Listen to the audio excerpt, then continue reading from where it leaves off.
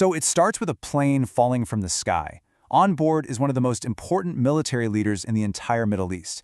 The official story says it was technical failure, but, well, the truth is a whole lot messier. We're going to dig into the story of a man whose biggest crime might have been trying to bring peace to his country. We are all being deceived. They are pitting us Libyans against each other. These were the words of General Mohammed Al-Haddad in his last big speech. This wasn't just a statement. It was a rallying cry, a direct challenge to anyone both inside and outside Libya who is getting rich off his country's chaos. And just a few days after he said that, the plane he was on exploded right after taking off from Ankara, Turkey. So, was it a tragic accident, or was it a targeted assassination timed perfectly to silence him? Right away, the official story started to fall apart. You know, when a guy who was trying to unite a fractured country suddenly dies in a fiery explosion, let's just say technical failure is rarely the real answer. The questions started immediately. Okay, so the official line was an electrical fault, a simple, tragic accident. But then you see the videos that eyewitnesses took. It wasn't just a crash, it was a massive mid-air explosion. The aircraft was literally blown to bits, which almost never happens with a simple technical failure. This didn't look like an accident, this looked like an execution. And that leads us to the one unavoidable question that hangs over all of this. Who had the most to gain from getting rid of the one man who actually had a real, credible plan to put Libya back together again? To even begin to answer that, you have to understand who General Haddad really was. He wasn't just some soldier, he was a political force, and his agenda, well, it was dangerous to a lot of very powerful people. Mohammed Al-Haddad was the real deal, a key commander in the 2011 revolution against Gaddafi, and later, the guy who saved the capital, Tripoli, from being overrun by General Haftar. He was a war hero. But his ultimate mission, the thing that drove him, wasn't about winning battles. It was about reuniting his nation.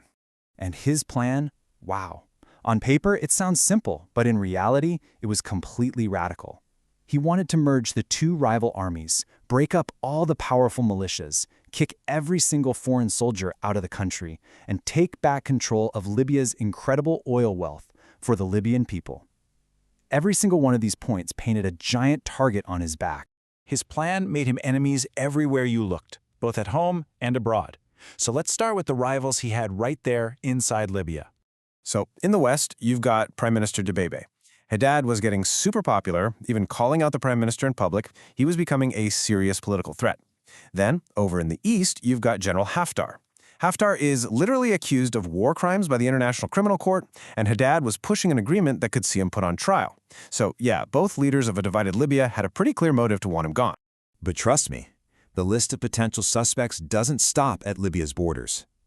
Haddad's plan for a united Libya was a direct threat to some major world powers who have a lot invested in keeping the country exactly as it is, broken.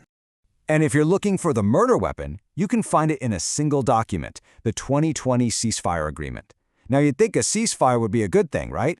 But because Haddad was the one guy actually trying to enforce it, it basically became his death warrant.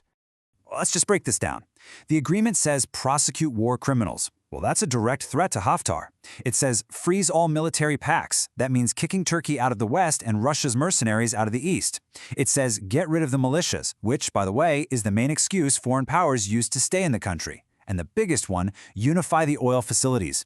That means cutting off all the rival factions and their foreign backers from the billions of dollars they're making. And the stakes here are just enormous. For Russia, Libya is a strategic foothold on the Mediterranean Sea. For Turkey, it's all about gas fields and controlling maritime routes. Some analysts even point to Israel, saying an unstable Libya is good for them because it keeps their powerful neighbor Egypt busy and distracted. A strong, unified Libya under a leader like Haddad, that messes up everyone's plans. And let's not forget the real prize here, the reason everyone is involved. We're talking about an estimated $3 trillion in oil and gas reserves. A number that big, people are willing to kill to make sure they get their piece of the pie. Which brings us to a much darker idea. Maybe, after all this, we've been asking the wrong question. Maybe the question isn't who killed him. Maybe it's what killed him. It wasn't one person. It was a whole system that needs Libya to stay divided. You see, General Haddad wasn't really killed by a bomb. He was killed by his ideas. He was killed by his ambition to unify his country. He was killed by his plan to kick out foreign armies and take back his nation's wealth. He was killed because his popularity made it seem like he could actually pull it off. His death wasn't just about Libya. No, it was a message. A clear and brutal message sent to the whole region. Countries that are designed to be broken are not allowed to fix themselves. And any leader who tries will be removed. And if you step back, you see this isn't an isolated incident. It's a pattern, a playbook really. Look at Iraq, Syria, Yemen, and of course Libya. Once these nations are fractured, they stay that way, weak, divided, and easy to exploit. It's a system designed to be permanent. So, in the end, the real winner from Haddad's death wasn't a single person or a single country. It was the system itself. A system that needs a divided Libya so that its resources, its money, its future, all remain up for grabs. And all of this leaves us with one final, haunting question. General Haddad was killed for dreaming of a united Libya. So what happens now? Will the Libyan people be too afraid to continue his mission? Or will his death inspire them to finally finish the job he started? The future of an entire nation really does hang in the balance.